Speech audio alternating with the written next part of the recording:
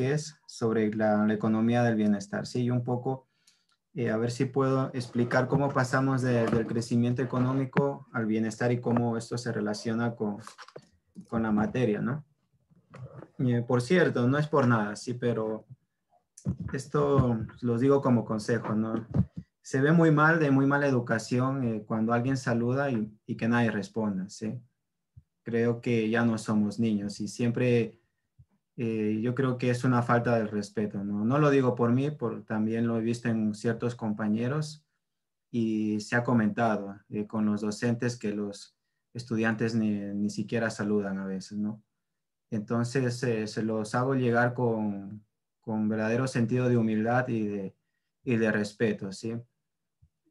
Nosotros somos servidores públicos, es verdad que quien nos paga son en definitiva los contribuyentes, somos todos, sí, pero y ustedes están preparándose, ustedes están formándose para luego devolver estos frutos con la sociedad, ¿no? Entonces, es de muy mal visto esto, de no saludar a los docentes ni decir nada, ¿sí? Denota una falta de educación tremenda. Y se los digo con todo respeto, no por mí, sino por en general para ustedes, ¿sí? Tengan en cuenta eso y, y a ver si mejoramos, ¿no? También en la universidad estamos para aprender esas cuestiones. Bueno, vamos a hablar un poco sobre la introducción, sobre el qué es el bienestar. Vamos a intentar comprender cómo pasamos del crecimiento económico al bienestar, y es decir, y cuáles son un poco las divergencias, ¿sí? Entonces, la cuestión de la economía del bienestar surge por entender por qué existen tantas diferencias en el desarrollo entre países, entre regiones o incluso dentro de un mismo país. ¿Esto qué quiere decir? Por ejemplo, nosotros cuando hablamos de desarrollo hablamos de crecimiento económico. Una de las partes, al menos uno de los aspectos que aborda o una condición necesaria en la economía para que haya desarrollo es el crecimiento económico. Pero hablamos siempre de un crecimiento, perdón, voy a habilitar esto. Hablamos siempre de un crecimiento o de un, vamos a ponerlo aquí, ¿sí? Hablamos de un crecimiento que es cuantitativo o en otras teorías material. ¿Por qué? Porque cuando hablamos de crecimiento económico hablamos de producción, ¿no? Y una sociedad, luego lo vamos a ver en las preferencias de utilidad de los consumidores, hay un principio que se llama no saciedad. ¿Alguien ha escuchado qué significa el principio de no saciedad? Producción, ¿en qué sentido? De bienes y servicios. Por eso es material, ¿sí? No estábamos hablando de percepción, es decir, de lo que me hace feliz. ¿Ha escuchado alguien qué es el principio de no saciedad en microeconomía? No, Ya, entonces, ¿qué es el principio de no saciedad? Es un principio de la microeconomía, lo vamos a ver luego, ¿sí?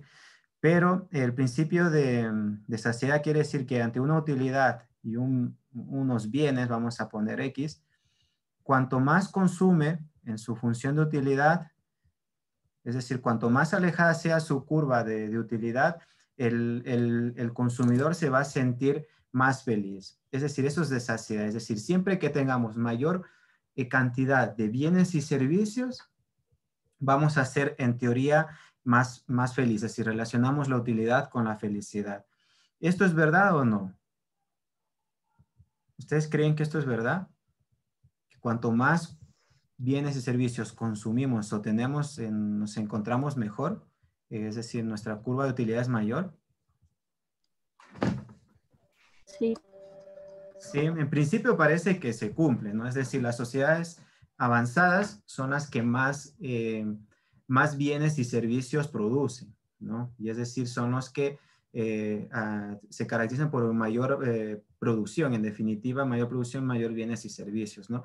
Sin embargo, nuestras sociedades que son menos desarrolladas, tenemos menores indicadores de desarrollo y bienestar porque no podemos cubrir todas las necesidades de nuestra sociedad, ¿no? Y ahí entra el tema de la pobreza y la desigualdad. Entonces, es importante, ¿no? Es decir, primero entender la cuestión del crecimiento económico. ¿Por qué? Hay dos cuestiones también cuando se habla de la economía del bienestar. Se llaman de condiciones necesarias.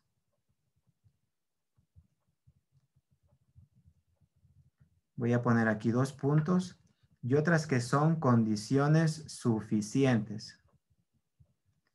¿Qué es una condición necesaria? ¿Alguien ha escuchado este tipo de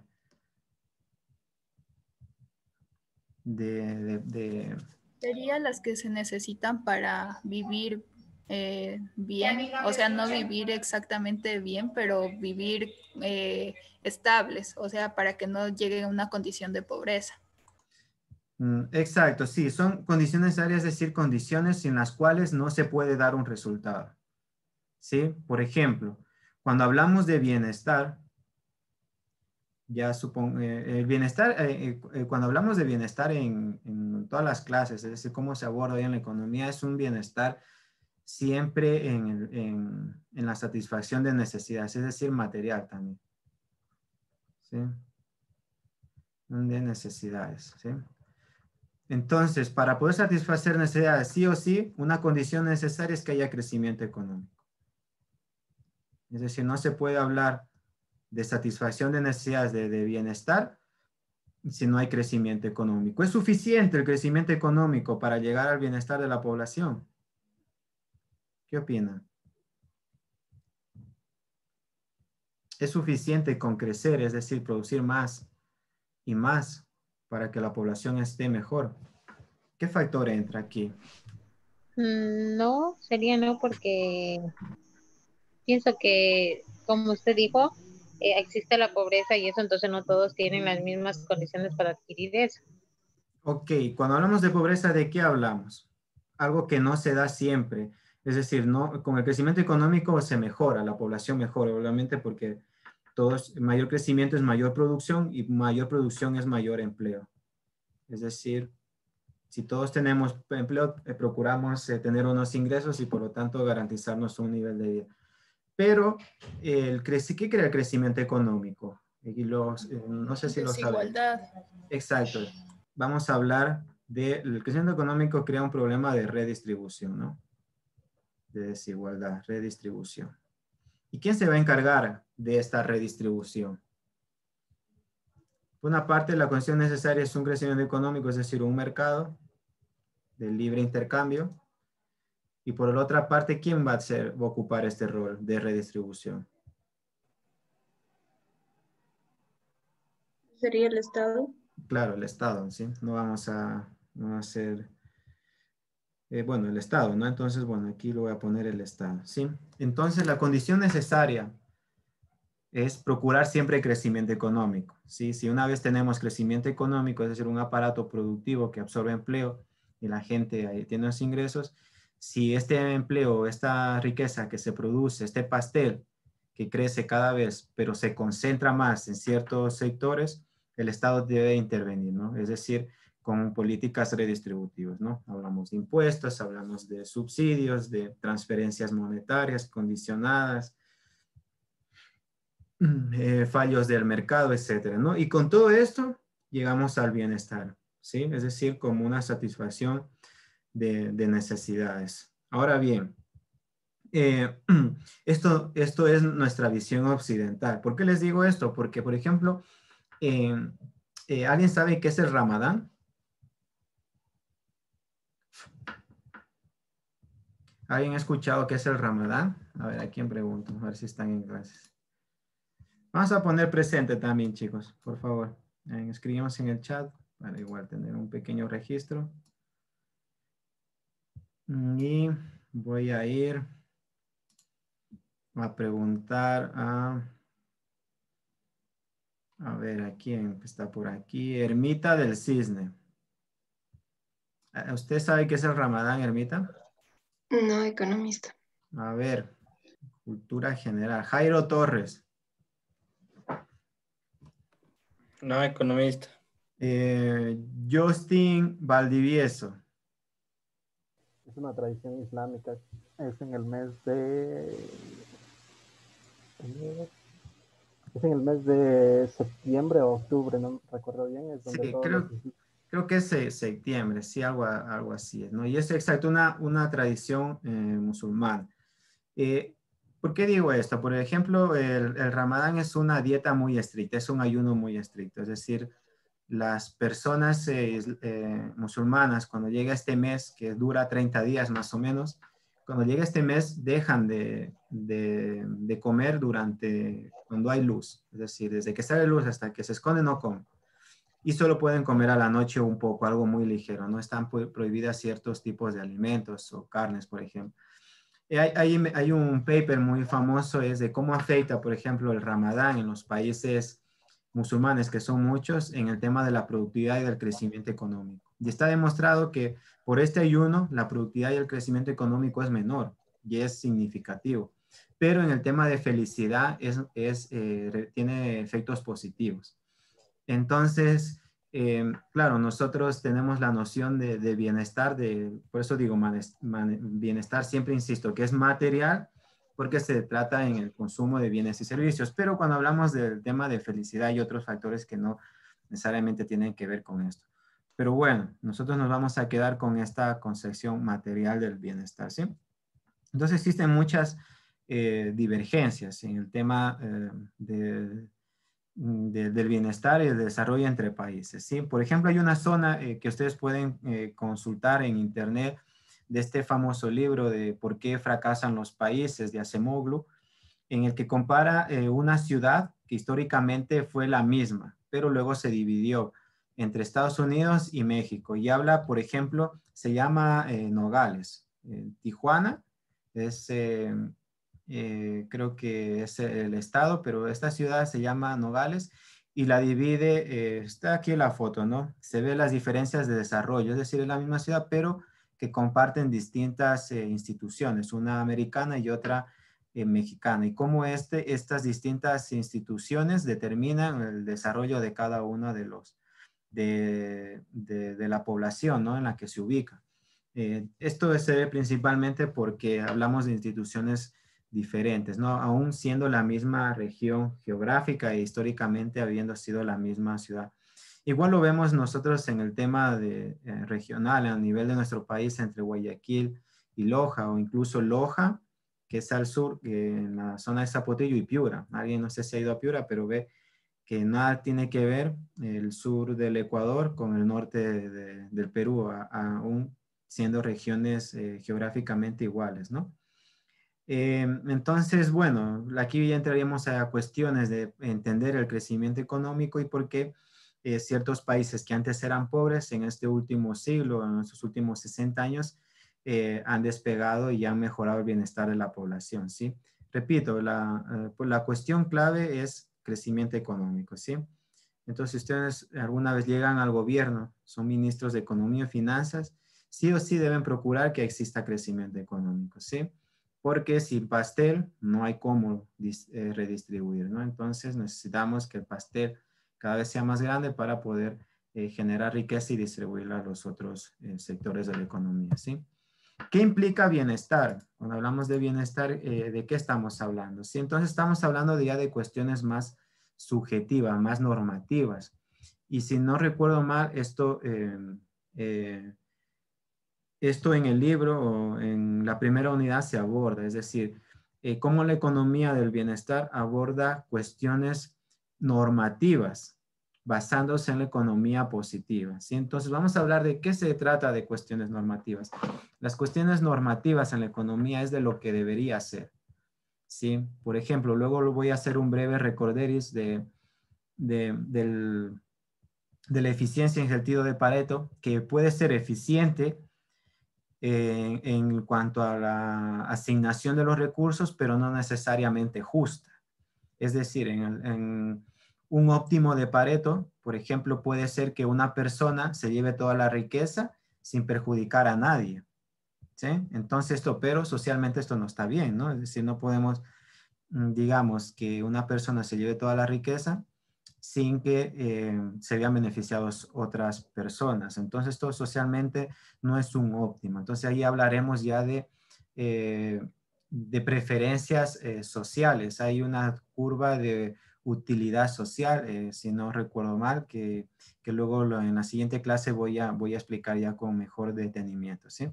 Pero bueno, nos quedamos con la parte normativa y existen unos valores fundamentales cuando se habla del bienestar, ¿sí? Hablamos primeramente de un empleo digno, ¿sí? Es decir, el crecimiento económico puede crear empleo, pero no es lo mismo un empleo precario o un empleo que sufre explotación laboral o un empleo que no te permite cubrir tus gastos. Entonces hablamos, la economía de bienestar debe procurar un empleo digno. ¿Esto qué es un empleo digno?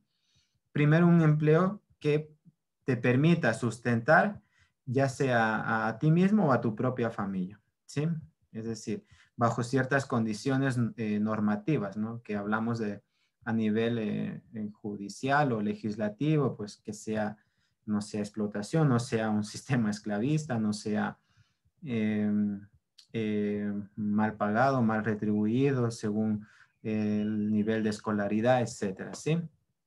¿De qué más hablamos en el tema de la economía del bienestar? Cuando hablamos de empleo digno, también debemos sumarle otras cuestiones. Por ejemplo, que se produzca suficiente comida, ¿sí? Y también que las personas tienen un derecho al refugio y otras amenidades. Es decir, aquí, por ejemplo, se introduce el tema del ocio. El ocio no es un capricho, es decir, no es algo que todos se nos debe quedar cuando ya no estamos empleados, no, sino es un derecho también. El ocio, las amenidades debe ser un derecho, ¿sí? ¿Por qué? Porque todos debemos procurar una vida decente, ¿sí? Y esta vida decente obviamente siempre se va a ubicar por encima de la línea de la pobreza. Yo recuerdo, por ejemplo, en mi estancia en México, cuando estuve estudiando como estudiante, había profesores de la UNAM, de economía o de otras áreas, que además de ser docentes, eran choferes de taxi a la noche, ¿no? Entonces, en una ocasión nos encontramos con un señor que decía que él era docente y a la noche era de taxista, porque solo así permitía poder cubrir sus necesidades. O sea, esto me parecía súper injusto, ¿no? Es decir, cómo una economía tan puede llegar a ese extremo de no poder retribuir bien a sus docentes y ellos tenían que encima trabajar en otra profesión, ¿no? ¿Qué más hablamos? Lo que les comenté el otro día, temas de educación y salud. Primero, oportunidad de poder educarse, porque una educación permite siempre alcanzar mejor nivel de vida, ¿sí? Siempre una de las herramientas a mediano y largo plazo para salir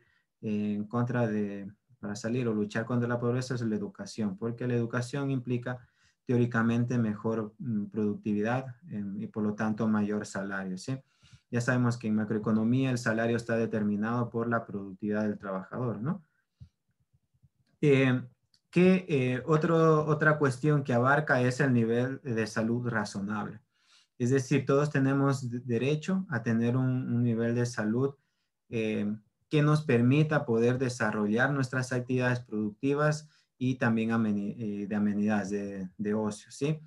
Y por último, también tenemos que tener una visión intertemporal, es decir, la economía no solo debe centrarse en la parte productiva de la población, es decir, la PEA, sino también en la parte inactiva. Y aquí hablamos de qué? De los adultos mayores, de la infancia y de los jóvenes. ¿Por qué? Porque esta población también tiene sus derechos, ¿no? Por ejemplo, en el caso de los adultos mayores, hablamos de la seguridad social, de las pensiones. Por ejemplo, hoy en día se habla de la sostenibilidad del sistema de salud en el Ecuador. ¿Ustedes creen o han escuchado este problema? ¿A qué se refiere la sostenibilidad del sistema de la seguridad social? ¿Alguien sabe? Sostenibilidad es una cuestión del bienestar intertemporal bueno, sistema de seguridad.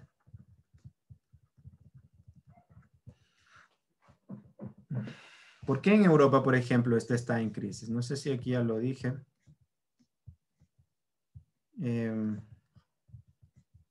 ¿Esto qué es? ¿Alguien sabe? tenemos grupos etarios, es decir, edad. ¿Sí, no? Igual. Y aquí tenemos la cantidad, es decir, número de personas, ¿sí? De población, sobre todo en el eje. Sí, en Europa, tienen una pirámide invertida, ¿no? Y por lo tanto, allá siempre se habla de que el sistema de seguridad social está en crisis. ¿Por qué? Porque la seguridad social cubre paga, por ejemplo, paga el tema de las pensiones. ¿Quién las paga? La gente que normalmente está trabajando, es decir, el empleo actual, ¿sí? Ahora, ¿qué pasa en Europa? Que cada vez la población que trabaja tiene que mantener a una población cada vez mayor envejecida, vamos a poner mayores, y una población joven, bueno, que cada vez es más joven, ¿no? Entonces, este segmento de la población cada vez es más pequeño y el segmento dependiente de la economía es mayor. Por lo tanto, las personas que actualmente trabajan no van a poder sustentar o sostener, no van a poder sostener el sistema de pensiones, ¿sí? En Ecuador dicen que también va a haber un problema de sostenibilidad. Yo no lo creo. O sea, es decir, nuestra población no es una población invertida. Nuestra pirámide tiene una base fuerte, productiva y muy poca gente que llega a la edad adulta. Es decir, nuestra porcentaje de población adulta sigue siendo menor. Pero la sostenibilidad en el Ecuador viene por otro lado, ¿sí? Es decir, tenemos una población, digamos, en edad de trabajar, población en edad de trabajar, alta, pero ¿qué pasa con esta PET? ¿Alguien sabe por qué no puede ser sostenible?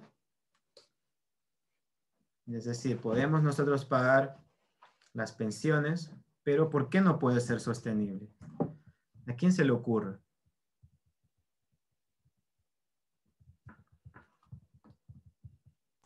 Porque las personas no tienen un trabajo estable o también porque el seguro social de Ecuador se lo paga a través de bonos. O sea, las personas trabajan durante su vida y cuando se jubilan reciben su seguro. Pero este seguro no es de sus ahorros. Ojo, esto, o sea, lo que cobra es proporcional a sus ingresos, pero lo paga la gente que actualmente trabaja, ¿sí? Ojo con eso. Nunca se cobra los ahorros, es decir, todo lo que nosotros estamos aportando ya se está gastando, o sea, está gastándose en la gente que ya trabajó, ¿sí? Porque no es que en el sistema de seguros nos separa nuestro dinero, nuestros aportes, no. Y además, si nos separara nuestros aportes, no nos alcanzaría porque es muy poco en comparación a lo que luego recibimos, ¿sí? No, son todos los trabajadores que actualmente se emplean los que pagan la seguridad social, ¿sí? Ahora, pero lo que he dicho en la primera instancia sí es verdad. Habló de un tema de calidad de empleo. Entonces, esto es la cuestión. Nuestro mercado laboral se caracteriza por varias cuestiones. Una de las cuestiones es la precariedad laboral, ¿sí? Laboral. Y luego, ¿cuál es nuestra estructura del mercado laboral? Es decir, no todo esto es empleo formal, sino aquí están incluidos los informales. Si los informales pagan seguridad social. No. No, entonces tenemos una gran proporción, cerca creo que el 40% es informalidad. Y otra cuestión que debemos tener en cuenta es el subempleo. El subempleo en el Ecuador es del 60% más o menos. Es decir, gran parte de la población que se emplea está empleándose por debajo de un empleo a tiempo completo. Es decir, no llega a un empleo de tiempo completo y por lo tanto tampoco aporta con todas las contribuciones.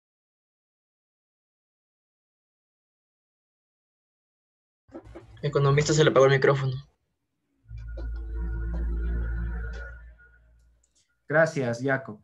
Entonces, nuestro problema viene más por nuestra estructura de mercado laboral, más que por nuestra estructura demográfica. Europa sí tiene problemas demográficos, ¿sí? Pero en cambio, los pocos que son, trabajan en empleos muy bien retribuidos, empleos de calidad, tiempo completo, etcétera. Es mejor, ¿no? Entonces, es por eso que la sostenibilidad tiene que analizar estos dos aspectos, ¿no? Y por último, no puede haber bienestar si no nos enmarcamos en un sistema que potencie nuestras libertades, es decir, hablamos del sistema político, ¿no? Sistema de gobierno. Hoy en día todas las democracias de los países occidentales y la mayoría del mundo tenemos un sistema político, social y económico que es economía mixta de mercado, donde se conjuga tanto el mercado como la intervención del gobierno, ¿no?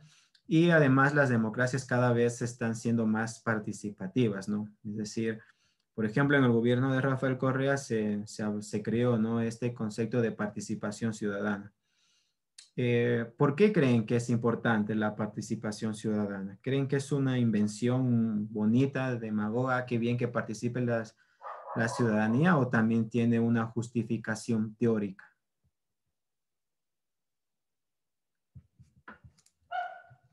Estamos pasando de conceptos que hemos escuchado, pero vamos a ver por qué.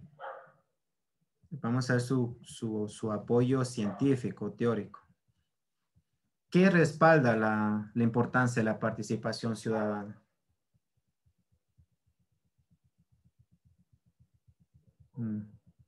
Ustedes sí, en principio ya vieron en la primera parte. Sería para la convivencia de las personas y para los planes que hacen el gobierno con la intención de que la población se sienta más segura, más confiada. Sí, pero yo hablaba de un aspecto más teórico, algo que ustedes vieron, supone que ya vieron, que se llama soberanía del consumidor. ¿Les suena este concepto? No. Bueno, ¿cuál es qué dice el concepto de soberanía del consumidor? Es decir, ¿quién conoce mejor las necesidades que yo tengo? ¿Yo o el Estado? Uno mismo. Uno mismo sabe lo que necesita y lo que desea, ¿verdad? Entonces, digamos, este concepto de mercado, es decir, donde el consumidor sabe con exactitud lo que desea y quiere, se trasladó al ámbito político. Esto aquí nos transfiere, es decir, que como el Estado no es omnipotente, no es Dios, entonces el Estado lo que hace es decir, transferir, digamos, ciertas atribuciones que tiene a la ciudadanía, porque es la ciudadanía la que mejor entiende el proceso o las necesidades que requiere, digamos, en el tema social o en el tema de toma de decisiones conjuntas. Es decir, la participación ciudadana, como sabemos, está sectorizada, incluso hasta por barrios. Entonces, ¿qué enfatiza? Que las personas que mejor conocen las necesidades que necesitan son las que viven ahí. Es decir, si en mi barrio La Banda falta alcantarillado, hay problemas de violencia, hay problemas de informalidad, las mejores propuestas que podemos hacer somos nosotros mismos, en teoría, ¿no? Entonces es por eso que la democracia cada vez ha ido descentralizándose, y ese es otro de los procesos que ha habido en los últimos años. Es decir, dejar cada vez las competencias, atribuirlas a distintos niveles de gobierno. Por ejemplo, hoy tenemos competencias a nivel provincial, a nivel cantonal, a nivel parroquial, ¿sí? Entonces las competencias cada vez se van descentralizando. ¿Por qué? Porque se sabe, ¿no?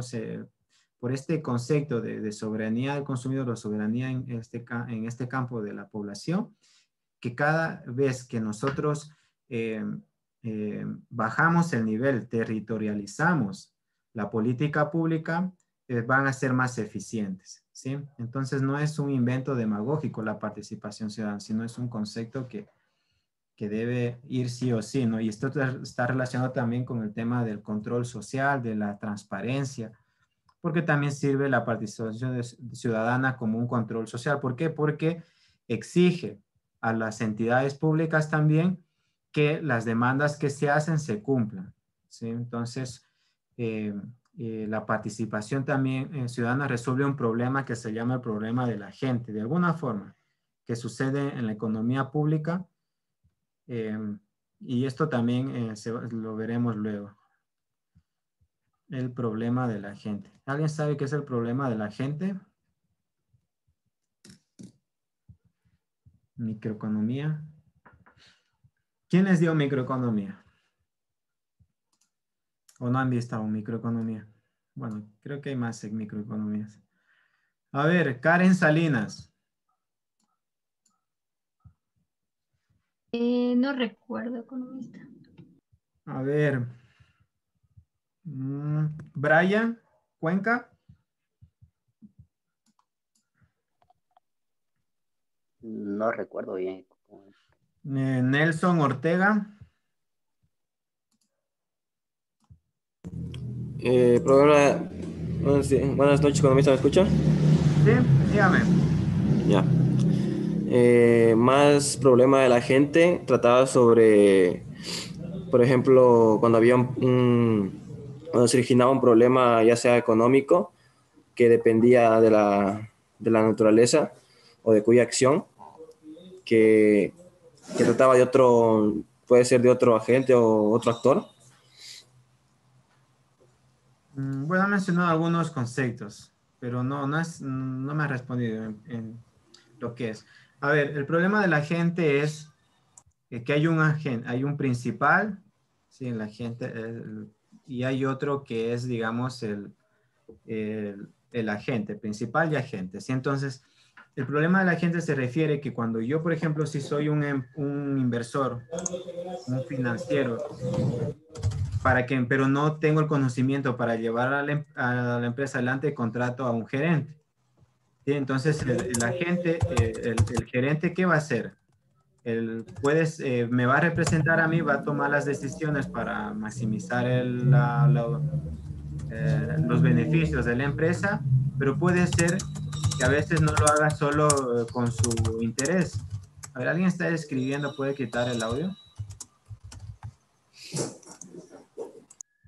Ya, entonces puede ser que este agente no tome siempre las mejores decisiones para maximizar el bienestar de la empresa, sino que a veces tome decisiones, por ejemplo, para mejorar su fama, para mejorar su prestigio, para incrementar su utilidad como agente financiero, o incluso y lo haga en detrimento de los demás. Entonces, algo similar sucede con la democracia. En la democracia, ¿quiénes son los agentes? Son los representantes políticos, ¿verdad? Entonces, los representantes políticos, ahí está el tema de la corrupción, no siempre toman las mejores decisiones pensando en la población que representan, sino que a veces lo hacen en beneficio propio. Entonces, la participación ciudadana viene un poco a controlar esto, a rendir cuentas a los representantes nuestros para que no creen en ellos, no tengan los incentivos siempre para corromperse o que haya corrupción, ¿no? Pero bueno, la corrupción se mete en todo lado, hasta incluso en los órganos de participación ciudadana. Pero bueno, la idea teórica es esta. ¿Sí? Entonces, chicos, esto es bonito entender porque nos ayuda a ver que la realidad teórica que estudiamos, pues tiene su manifestación en la cotidianidad que estudiamos, ¿sí?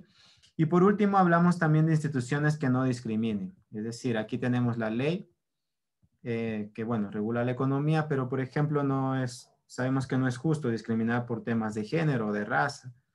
No sería algo muy imbécil pensar que en el Ecuador hubiera leyes que discriminen a los grupos indígenas o a los mestizos o los afroamericanos, etcétera, ¿no? Aunque hay mucha gente aquí, por ejemplo, que dice que cuando se los prioriza a ellos, por ejemplo, si alguien es indígena o si alguien es afroamericano, pertenece a un grupo de estos, dicen que el que está siendo discriminado es el mestizo, ¿no?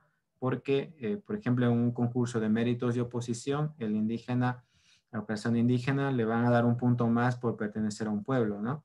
Pero bueno, el concepto aquí de discriminación no aplica, ¿no? Es decir, históricamente nuestros pueblos nativos y nuestros pueblos, digamos, los hermanos afroecuatorianos han sido discriminados, ¿no? Por lo tanto, hay un legado histórico, una deuda histórica con ellos, ¿no? Entonces, hoy es por eso que hoy tienen mayores, digamos, en algunas cuestiones se les da prioridad para que puedan incorporarse, ¿no? A la dinámica de la sociedad y de la economía, ¿sí?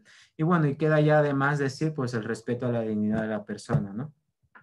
En la cuestión de los derechos humanos. Entonces, bueno, la economía de bienestar, como vemos, amplía su visión.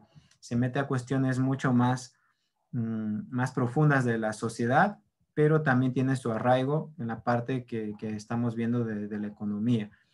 Cuando hablamos de bienestar, he dicho al principio, hablamos de cuestiones normativas, pero que se basan en análisis de cuestiones positivas. ¿Esto sí les queda claro cuál es la diferencia entre la economía normativa y la economía positiva? A ver, vamos a preguntar.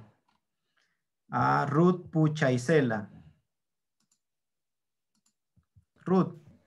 Buenas noches. Buenas. Dígame algún ejemplo de un análisis positivo. Un análisis positivo de lo que acabamos de ver. De la economía positiva. Es decir, ¿qué estudia la economía positiva? Y deme un ejemplo.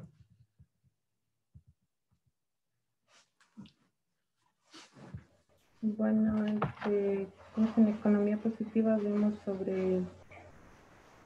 Ay, se me fue la idea. Es como que buscar el mejoramiento de las...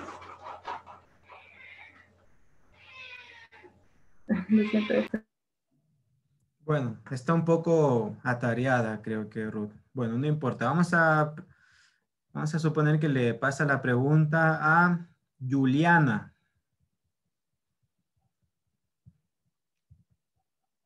Juliana, buenas noches. Buenas noches, economista. Buenas noches, Juliana. Dígame un ejemplo de economía positiva. Eso, un ejemplo de economía positiva no sería que se aumenta el salario mínimo de un empleado. Entonces, si aumenta el salario mínimo de un empleado, entonces como van a tener más, si aumenta el salario mínimo, entonces va a haber desempleo. ¿Sí? Ya, muy bien. Si eso es un ejemplo. Es decir, la economía positiva describe lo que es. Es decir, ¿qué pasa cuando ocurre esto? Simplemente. Por ejemplo, un salario mínimo crea supuestamente desempleo. Esto es bajo ciertos supuestos, bajo ciertas reglas, ¿no? Ahora, ¿cuál es el efecto de un impuesto sobre los consumidores de arroz? Por ejemplo, cuando se eleva en 15%. ¿Cuál es el efecto del incremento del gasto público en la economía? Etcétera. Es describir lo que pasa, ¿no? Ante distintas situaciones. Describe la economía. La economía normativa, en cambio, se ocupa de decir lo que debe ser, es decir, si es justo o no, o si se justifica ciertas acciones u otras. Obviamente lo hace basándose en el análisis positivo. Por ejemplo, si al aumentar mucho el salario mínimo veo que aumenta mucho el desempleo en el análisis positivo, el gobernador debe decidir, ¿vale la pena aumentar tanto el salario mínimo para que mucha gente se quede desempleada? ¿Sí o no? Entonces, ¿hasta qué punto debo aumentar el salario mínimo para no crear desempleo? Sería otra investigación, ¿no? Que se haría para saber cuál es el óptimo del salario mínimo, ¿no? Entonces, bueno, estas dos diferencias principalmente, ¿sí? A ver, vamos a continuar. Bueno, entonces quiero presentar algo muy brevemente porque para que entendamos también mejor la cuestión del crecimiento económico, ¿no? Entonces, bueno, este es un mapa normal, ¿no? De cómo vemos, estamos acostumbrados a ver el mundo. Bueno, aquí tenemos América, África, Europa, Asia, Australia, ¿no? América Latina, etcétera. Pues un mapa, digamos, a escala. Ahora, ¿qué pasa si nosotros vemos los países por el tamaño del PIB, GDP, ¿sí? Entonces, esto es PIB, ¿no? Entonces, ¿qué vemos, por ejemplo? ¿Qué pasa con los países del sur? ¿Son grandes, pequeños? ¿Cómo son en comparación a los países del norte? Son pequeños. Sí, Son más ¿verdad? pequeños. Ya. Dimensiones. Ya. Exacto. Miren África, por ejemplo. O sea, África quedó hecho una caquita de burro. Muy pequeño, ¿no? Es decir, América Latina también. Pero, bueno, aquí está una excepción, es el caso de China y Asia. Ya lo diré por qué. Pero si nosotros observamos esta zona, ¿por qué se caracteriza el sur? Ya sabemos que menor bienestar, ¿no? Eso nos queda claro. Pero ¿qué está acompañado esto? Es una característica muy diferencial del norte. No Son sé países tercermundistas. ya, muy bien, pero ¿por qué se caracteriza muchas veces un país? Por la pobreza. Ya, por la pobreza. Ok, la pobreza, ¿por qué? Vamos a ir excavando un poco más. ¿Por qué se crea la pobreza? Por la desigualdad. Ya, por la desigualdad, pero ¿por qué más?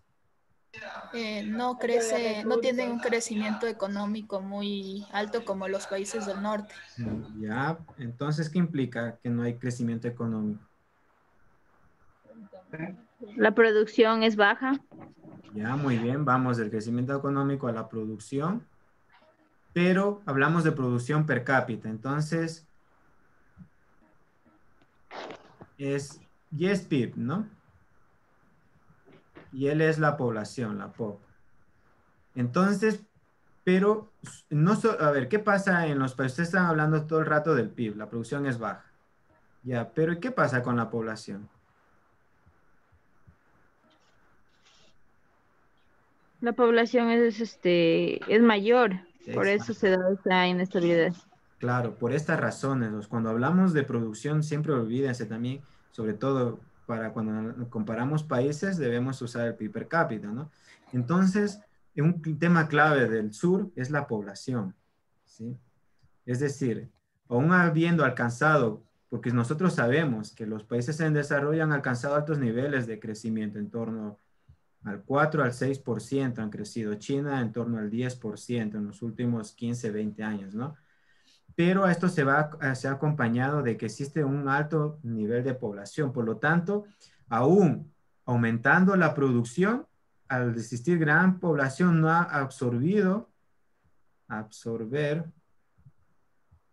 no ha absorbido todo el desempleo, vamos a decir. Es decir, no ha creado suficiente empleo para toda la población y por eso de ahí la pobreza.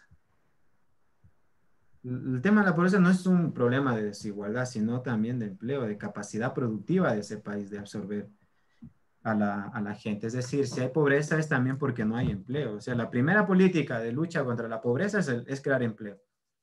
¿Sí? Es decir, dar dinero está bien en ciertas circunstancias, pero no puedo mantener a alguien, a un sector de la población, siempre dando dinero, ¿no? Es decir, hay que enseñarle, como se dice, a pescar, ¿no? Entonces, el tema del empleo en el sur es por el tema de la población, ¿sí? Recordemos. En cambio, en el norte, esta proporción de la población es muy pequeña.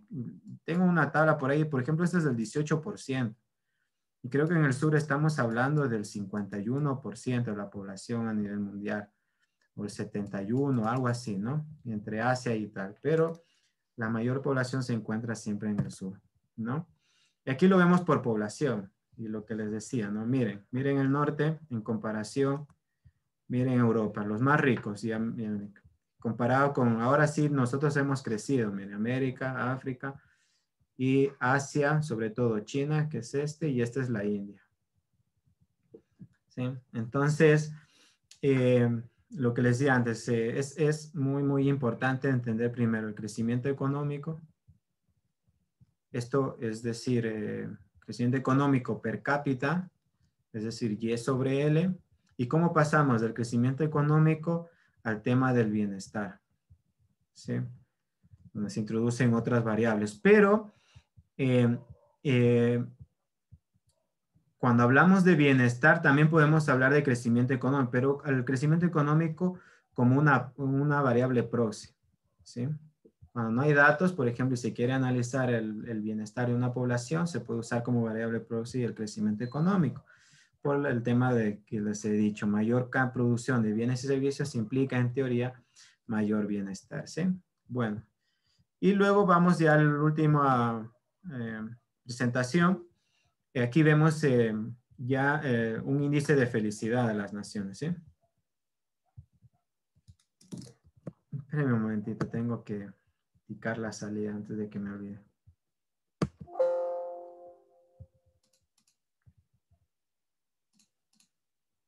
Uy.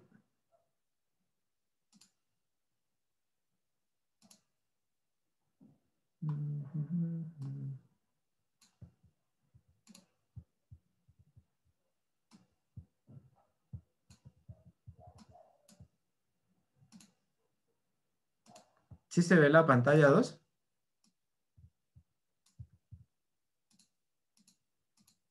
Hola. Solo se ve la presentación. Ya, pero sí se ve como antes, ¿no? Sí, la presentación. Ya un momentito, sí, espérenme que ingrese al sistema.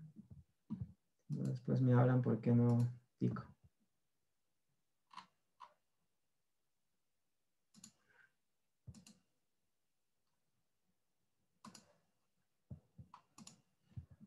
Ya, bueno, entonces aquí tenemos el índice de felicidad, ¿no? Y aquí, ¿qué observamos otra vez? Que no siempre las poblaciones... Un momentito.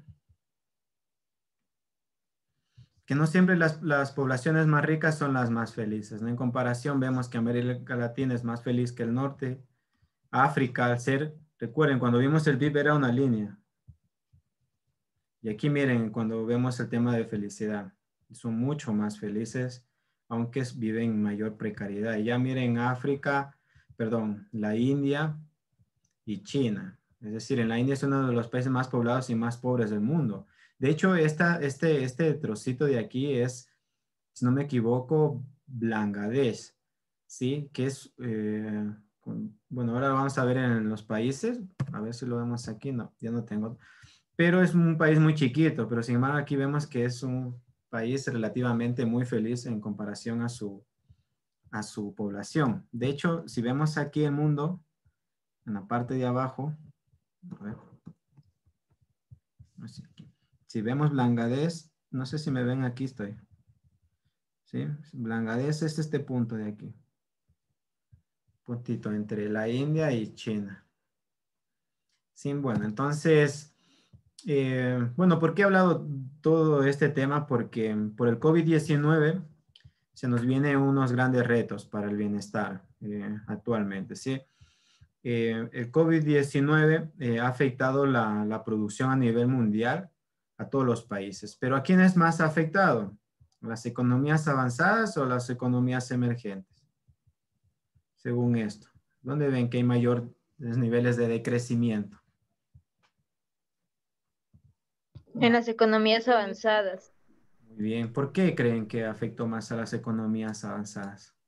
porque se disminuyó el consumo y por ende la producción, entonces también el PIB disminuyó de ellos.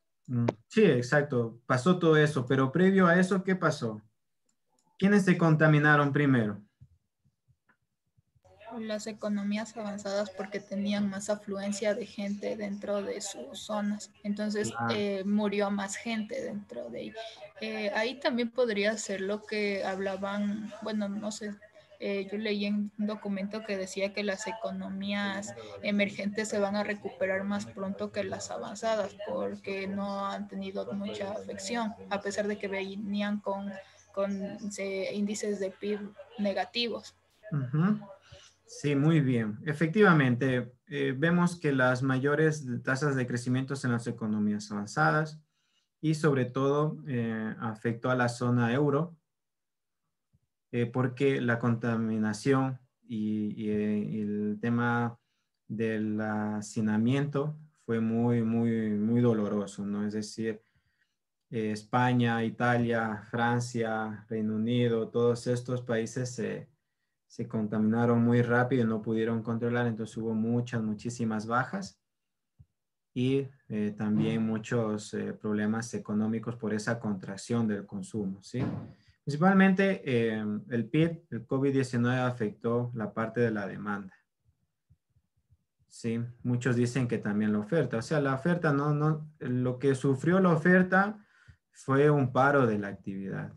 Sí, yo creo que afectó más la demanda, porque fue un paro de actividad, es decir, aquí no se destruyó el aparato productivo, no fue una guerra, por ejemplo, que va y destruye fábricas, todo, no. Es decir, todo se detuvo y se crearon inventarios, ¿no? Esto obviamente luego afectó en el mediano y largo plazo por el tema de los préstamos, ¿sí?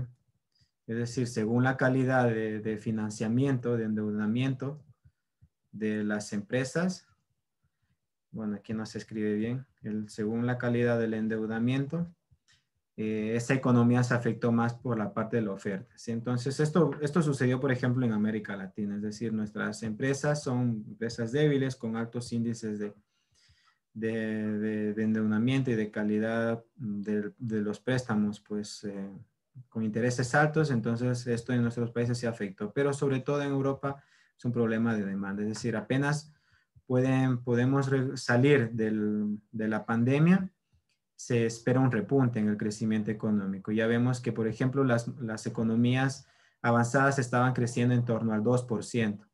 Y después del COVID, en el 2021, esperan crecer al 4.5%. Nosotros también estábamos decreciendo, bueno, teníamos tasas en torno al 3% en América Latina y se espera que después del COVID se duplique, ¿sí?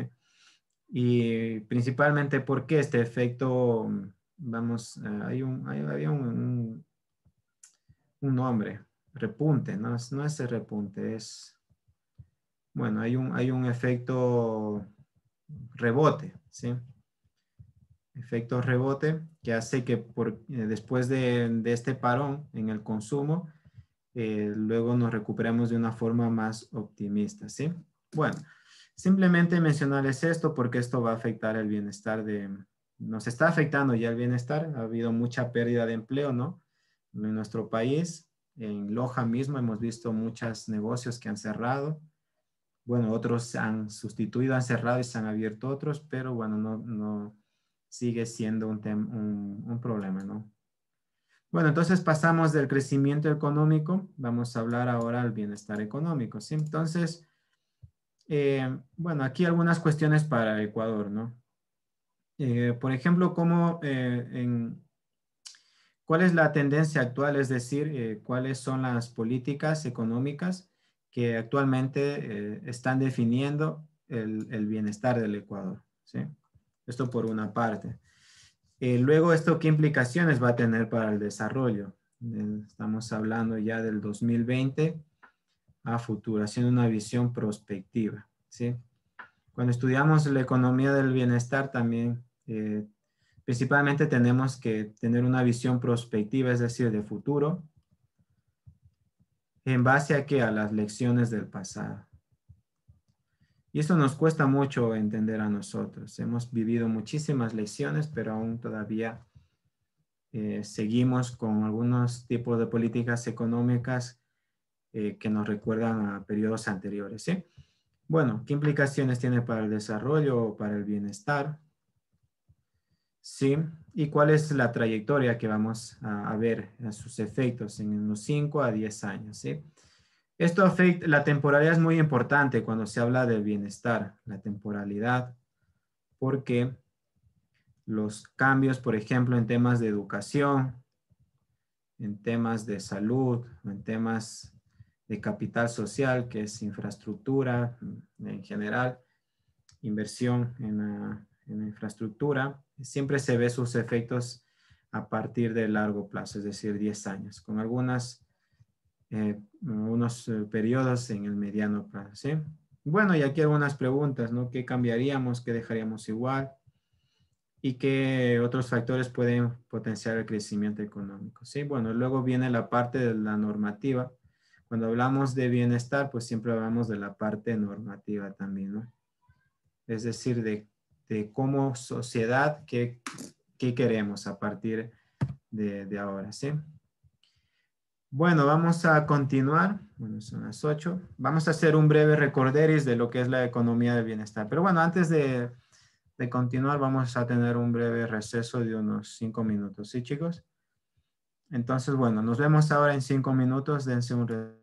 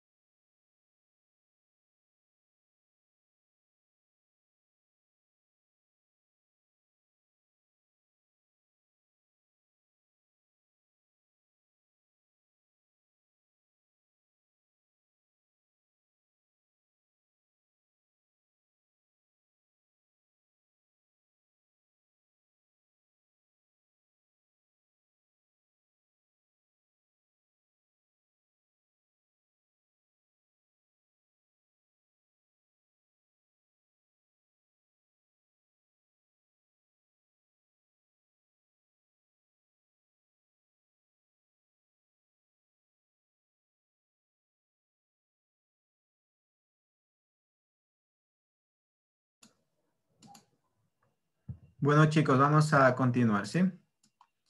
Esto básicamente ya lo han visto, pero vamos a hacer un breve recorderis para hablar de algunas cuestiones. Sobre todo, lo que quiero explicar ahora, cómo vamos a relacionar la eficiencia en el sentido de Pareto, ¿sí? De relacionar tres cuestiones: eficiencia y equidad.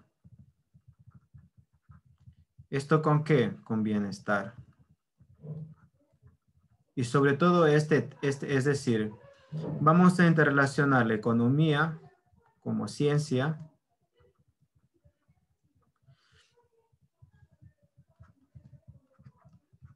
y tenemos la población. Es decir, nosotros estudiamos economía, sí, muy bonito, pero si no tiene una repercusión sobre la población, es decir, es una ciencia social, es decir, se ocupa de la población, es decir, si no tiene una finalidad de mejorar la vida de la población, es decir, del bienestar, no sirve para nada.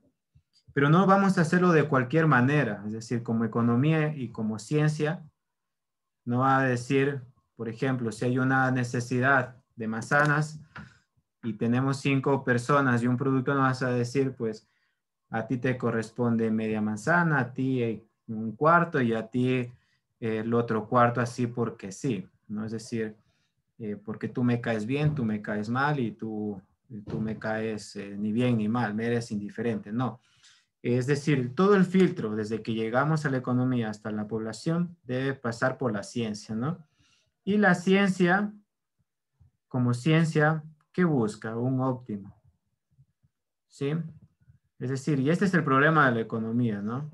Que tenemos necesidades o deseos infinitos, pero recursos finitos, constantes, ¿no? Entonces, la economía va a tener que cumplir con un criterio, sobre todo como ciencia, es decir, normativo, que es ser eficiente. ¿Qué quiere decir eficiente? Que va a tener que ser óptimo, va a tener que maximizar la asignación de los recursos. ¿Cuándo maximiza los recursos, la asignación de los recursos? Óptimo de Pareto. ¿Sí? Entonces, por eso estudiamos esto. ¿Sí? No es que nos parezca bonito y tal, sino que tiene que ser así. Es decir, la asignación de los recursos debe ser óptima, ¿sí? Debe ser eficiente, no puede haber un derroche. Porque si es un derroche, ya no estamos siendo eficientes, ya no estamos hablando de ciencia, sino de una asignación a ojo, a intuición. Entonces, la ciencia nos permite crear una técnica que sea capaz de decirnos, este es el óptimo de producción, este es el óptimo de distribución. Pero, ¿qué pasa con el sentido, con la eficiencia en el sentido de Pareto? Como les mencionaba antes, no siempre no es igual o no es sinónimo de equidad, ¿sí? Nosotros podemos ser eficientes en el sentido de Pareto, pero no equidad. ¿Y la equidad a qué se refiere? Ustedes ya lo han escuchado infinitud de veces. ¿A qué se refiere la equidad? Alberto. Sí, Eco. Sí, ¿qué entiende usted por equidad? A una distribución justa de los recursos. No, no exactamente. Equidad no depende, es una distribución, pero dependiendo también del rango que tenga una persona, por así decirlo. No, no exactamente. Más me iría por otra parte con el tema de equidad. Cuando... ¿Las condiciones? Ahí vamos más o menos. Ahí, esa es la cuestión. La equidad se refiere más o menos a las condiciones, pero más que condiciones, hoy en día se conoce con otro nombre. Les va a sonar igualdad de oportunidades. Sí, entonces, cuando tenemos eficiencia y procuramos igualdad de oportunidades, y aquí vamos a hablar de las condiciones iniciales. Esta es la clave al que nos lleva. Es decir, cómo la ciencia económica, vamos a ver que gracias a este concepto de equidad, va a justificar la intervención del Estado.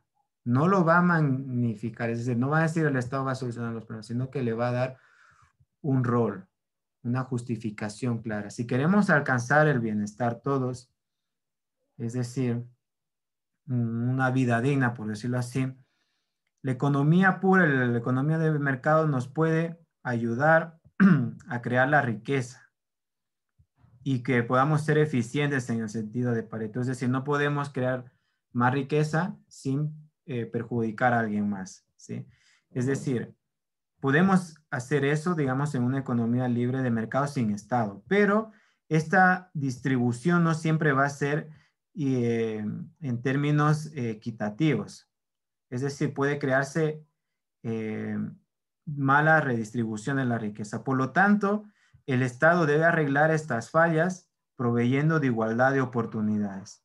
¿Y qué condiciones debe crear para que haya igualdad de oportunidades? Lo voy a repetir 1000 veces. Educación, salud, infraestructura. Principales. Infraestructura, capital social. Aquí también entra el tema de las instituciones. ¿Sí?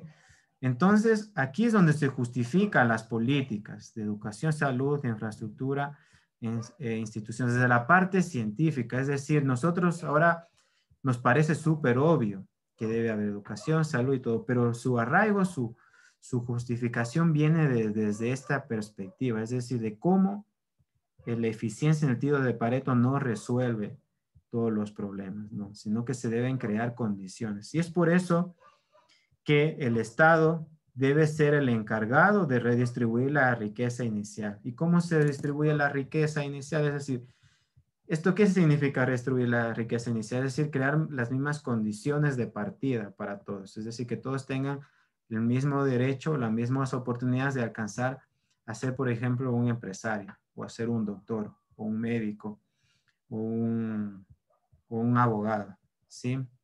¿Cómo yo proveo esas condiciones? Pues proviendo de servicios de educación pública, por ejemplo, en la universidad. Ustedes son un ejemplo de esta aplicación del principio de igualdad de oportunidades de equidad. Es decir, muchos de nosotros, si no fuera por el acceso a una educación gratuita, por ejemplo, en la educación pública universitaria, no podríamos acceder a la educación superior y por lo tanto, en nuestra, digamos, si somos pobres, estaríamos atrapados en lo que se conoce trampa de la pobreza, ¿no? ¿Alguien ha escuchado qué es la trampa de la pobreza? Juan Pablo.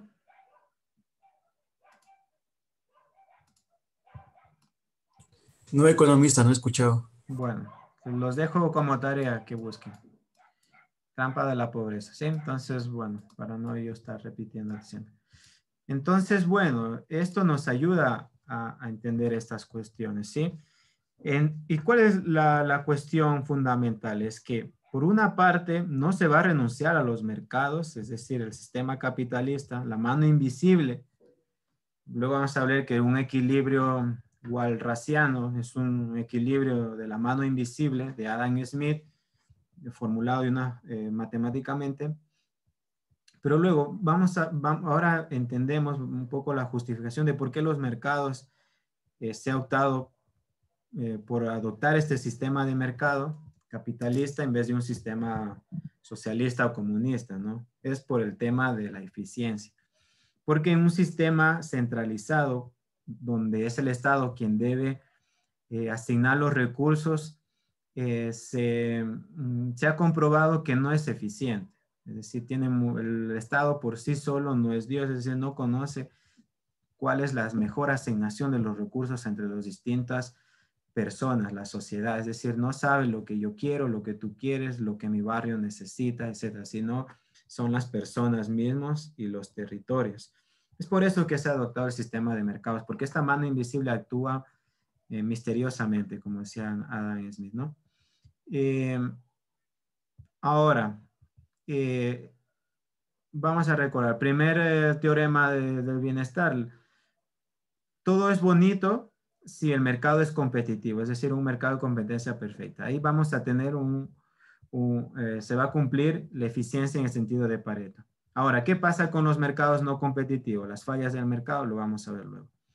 La segunda, cada punto de equilibrio en un mercado es eficiente en el sentido de Pareto, ¿sí? Por lo tanto, no vamos a poder mejorar el bienestar de una persona sin empeorar el de otra, ¿sí? En cada equilibrio es un punto eficiente en el sentido de Pareto. Eso es el segundo teorema del bienestar. Aquí lo dice, hay muchas distribuciones eficientes en el sentido de Pareto, sí, pero en el equilibrio, ¿sí? Siempre que hablemos del equilibrio del mercado. Entonces, ¿cuáles son los supuestos en los que se enmarca la economía del bienestar? A ver, estamos hablando de mercados competitivos, ¿sí? Si hay mercados competitivos, somos eficientes en el sentido de Pareto. Pero, es decir, el resultado de la eficiencia viene de unos supuestos que son poco realistas. Es decir, no siempre se cumple. Es decir, un mercado competitivo en la realidad es casi una excepción, ¿sí? Es casi una excepción acaso. ¿Por qué? Es decir, son condiciones ideales, ¿sí? Bueno, aquí proposiciones lógicas. ¿Cuáles son algunas de las condiciones de un mercado competitivo? Muchos ofertantes, millones de consumidores, muchísimos consumidores. Es decir, y cada parte, tanto las empresas como los consumidores, no pueden influir en el precio de mercado. Luego también exige que haya información perfecta entre los agentes económicos, es decir, entre los consumidores y las empresas. No hay externalidad, es decir, no hay repercusiones externas, tanto negativas como positivas, y no hay barreras de entrada al mercado. ¿Quién me puede poner un ejemplo de este tipo de mercados? A ver, Kelly. Dígame un mercado de competencia perfecto. ¿Está ahí, Kelly? Sí, Eco, buenas noches. Buenas noches. A ver, de competencia perfecta puede ser Walmart. No. Tus mamás los conocen muy bien, perfectamente, los fines de semana. Bueno, los papás también.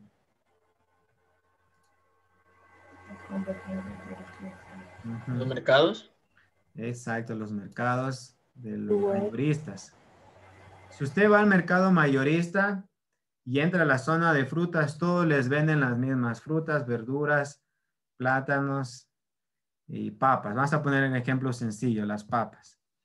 Usted va y todos le van a decir el precio parecido, ¿no? Una más, otra menos, le regalará una papita más dependiendo si es un cliente fiel, ¿no? Le pone. Pero en general, todas le van a ofrecer la misma papa, es un bien perfectamente sustitutivo. Esta es otra de las características de un mercado competitivo. Es un bien perfectamente sustitutivo, ¿sí? Sustitutivo. Es decir, esto es un bien único, único, ¿sí? Por ejemplo, en este ejemplo de las papas. Entonces, ahí todos somos consumidores, vamos al mercado, hay muchos consumidores y hay muchos ofertantes, todos me ofrecen la misma papa. ¿Tengo poder de mercado yo para decir que me baje el precio? No, ¿verdad? Ellos, si suben el precio si uno de los vendedores de papa me sube el precio, ¿quién le va a comprar? Dice, por ejemplo, yo me encapricho, dice la señora, ahora voy a vender a $3 la libra. ¿Quién le va a comprar si al lado me están vendiendo a 50 centavos? Nadie. Entonces no tiene poder de mercado, ¿no?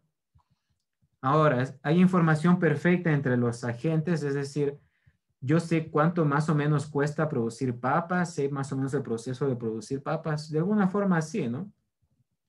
Es decir, sabemos que las papas se producen en la tierra, se necesitan pues papas pequeñas, más o menos la información para conocer el proceso productivo de las papas es conocido, es decir, hay información simétrica entre los dos.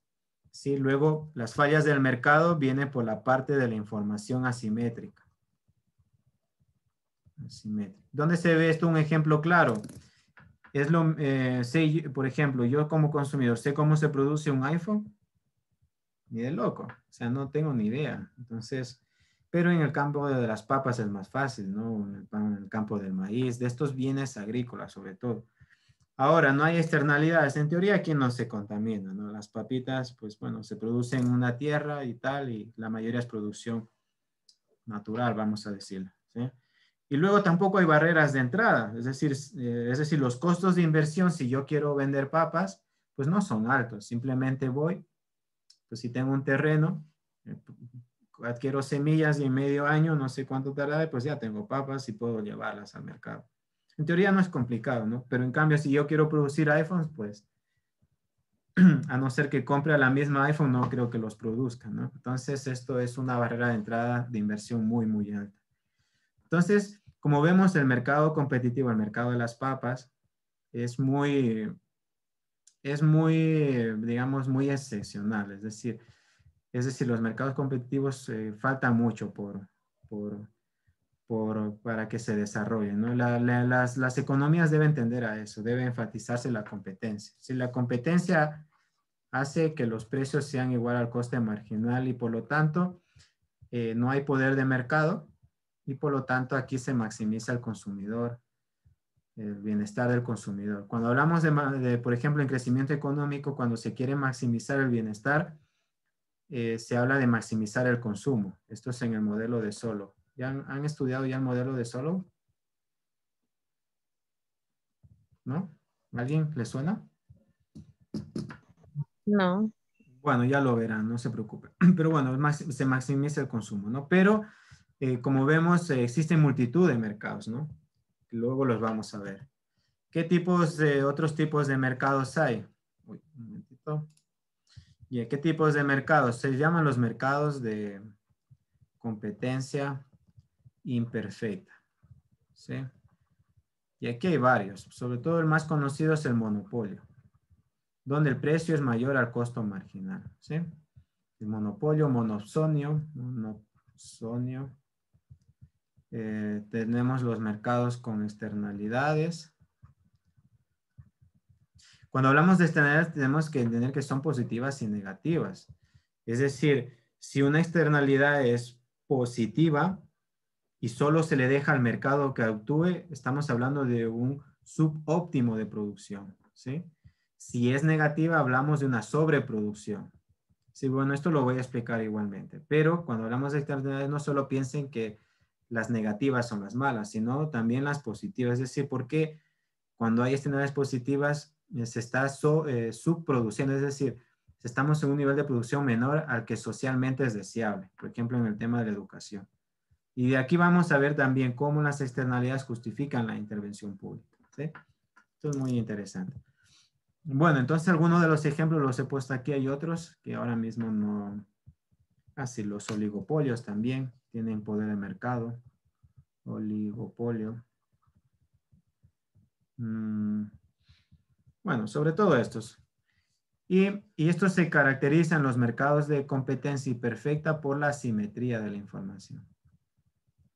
Asimetría de la información. Es decir, yo no conozco ni el consumidor ni el productor, sobre todo el consumidor no conoce los costos de producción, no puede intuirlos, ¿sí? Por ejemplo, esto ocurre, a ver, aquí quería añadir que es información perfecta. Información perfecta es información simétrica, ¿sí? Para que lo sepan. ¿Dónde hay información perfecta? También en los chismes. ¿Sí? Es un mercado de competencia perfecta, los chismes. Se pasan, apenas se entera uno de alguien, ya sabe todo el mundo. Sí, entonces, un otro ejemplo. Información asimétrica, por ejemplo, sucede mucho en la venta de autos de segunda mano. Es decir, ahí el consumidor no sabe realmente cuán dañado está el carro. Solo lo sabe el productor. Él le dice un precio, está muy bonito por afuera, pero puede estar hecho pedazos por dentro. Yo conozco, por ejemplo, un señor con el que trabajé, iba a comprar un auto y lleva a su pana. Él lo iba a pagar por cierta cantidad y el pana lo revisa y se había chocado. Entonces, le dijo eso al señor y el señor reconoció que sí, que estaba chocado. Entonces, totalmente el precio tuvo que bajarle, ¿no? Si es que lo quería comprar. Entonces, estos tipos de mercados de competencia imperfecta son los que distorsionan los mercados, ¿no? Estos distorsionan los mercados, crean distorsiones y por lo tanto las distorsiones afectan a la eficiencia y a la equidad, ¿sí? A la eficiencia y a la equidad. Bueno, en un mercado de competencia perfecta, pues muy sencillo, ¿no? Es decir, aquí tenemos el precio de equilibrio y la cantidad de equilibrio socialmente deseado, ¿no?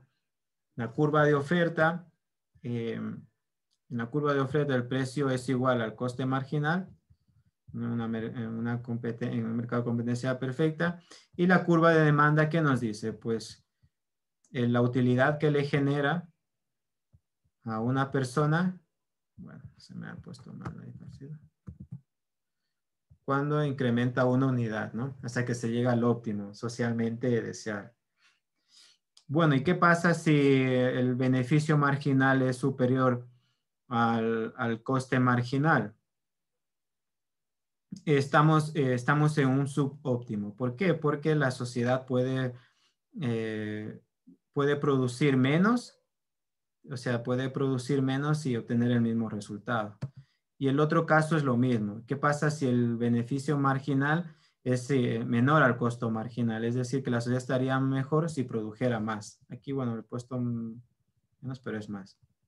Es decir, si el beneficio marginal es menor al costo marginal, hasta que yo iguale al costo marginal, debo aumentar la producción. Por lo tanto, voy a aumentar la cantidad de consumidores que se benefician, ¿no? Bueno, vamos ahora a ir más allá del modelo básico, ¿sí? Pero antes debemos tener en cuenta 3 aspectos, ¿sí? Para que sea también eficiencia económica, se debe cumplir que los bienes deben ir a las personas que más lo valoran. Es decir, si yo quiero un helado, el productor de helados me lo debe dar yo debo ser capaz de llegar a ese mercado. Si hay producción de helados, pero no se distribuyen hacia quienes más los desean, es decir, hacia los que realmente quieren consumir helados, pues no va a haber un intercambio eficiente, ¿no? Esto sucede, por ejemplo, con los estudios de mercado. Cuando se hace estudios de mercado, no solo se los hace para saber cuál es el nicho de mercado, sino para llegar a la población que realmente lo necesita, para ser eficiente en la producción. Estudios de mercado. ¿Sí?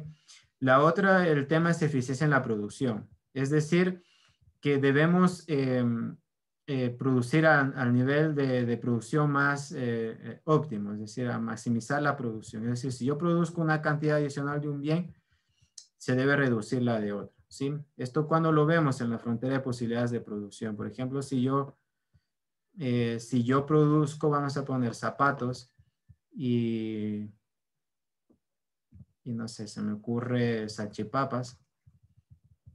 Si estoy en este punto dentro de la frontera de posibilidades de producción, yo puedo producir más zapatos. Por ejemplo, si produzco 5, no sé por qué se borra. Puedo producir 5. O sea, si produzco 5, con la misma cantidad que produzco de salchichas, que 5, puedo producir 5 zapatos más, pero ahí sí estaría en mi óptimo, ¿sí?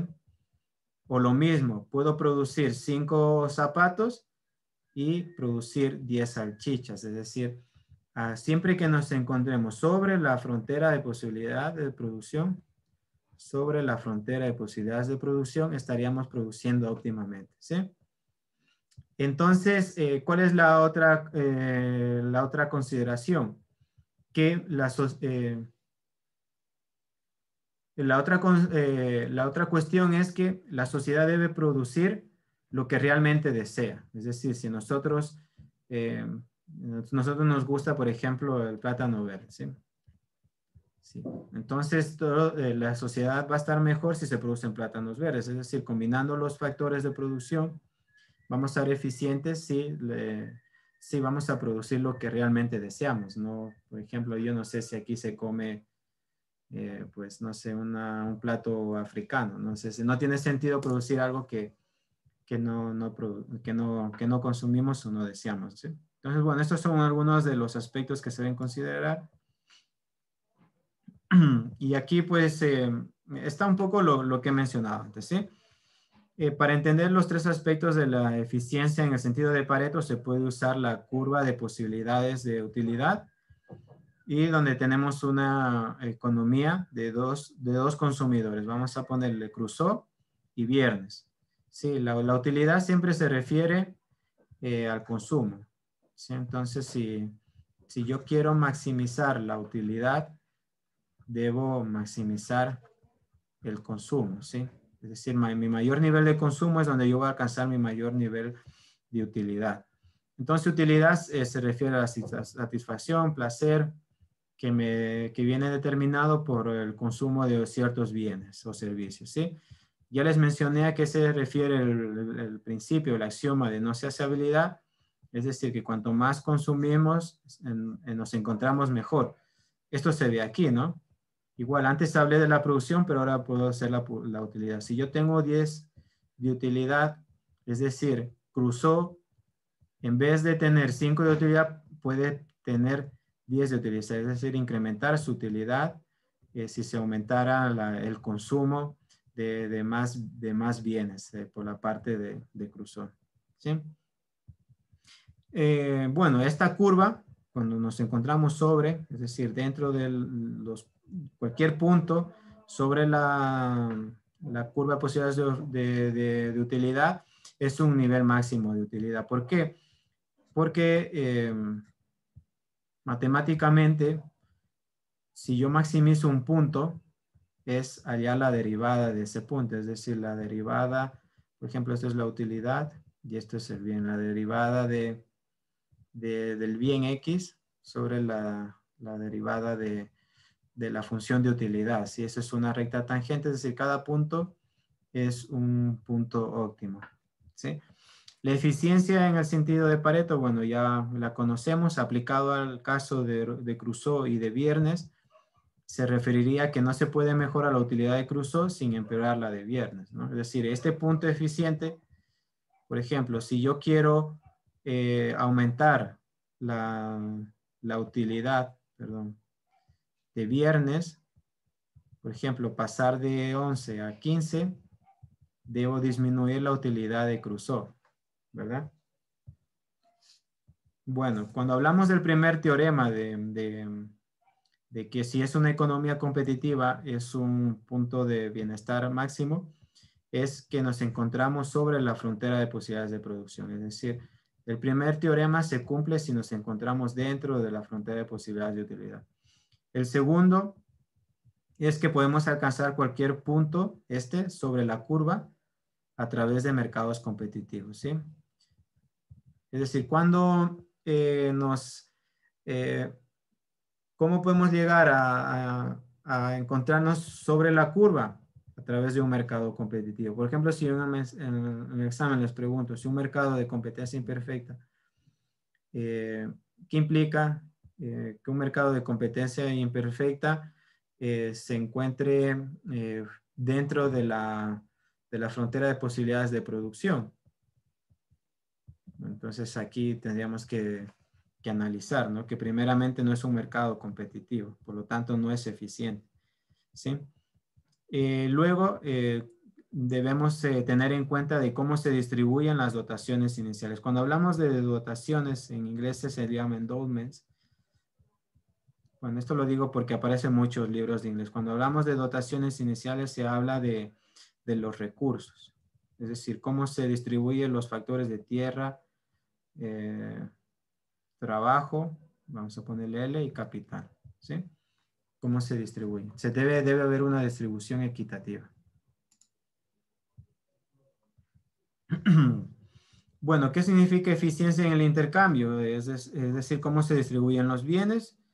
Según el principio de eficiencia de Pareto, el intercambio debe ser que no es posible realizar un intercambio adicional que mejore el bienestar de ambas partes. Es decir, siempre que yo intercambio, por ejemplo, un zapato por una salchipapa,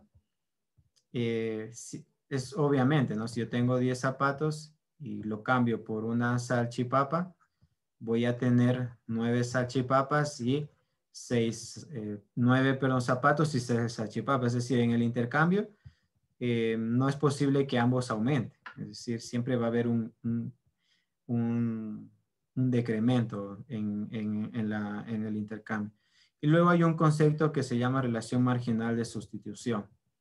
Es decir, dependiendo de la valoración que yo haga, si valoro más los zapatos o las salchipapas, se crea un ratio, ¿sí? Es decir, una relación. Es decir, yo estoy dispuesto a intercambiar 5 zapatos por una salchipapa. Es decir, esta es la valoración que se haría en términos de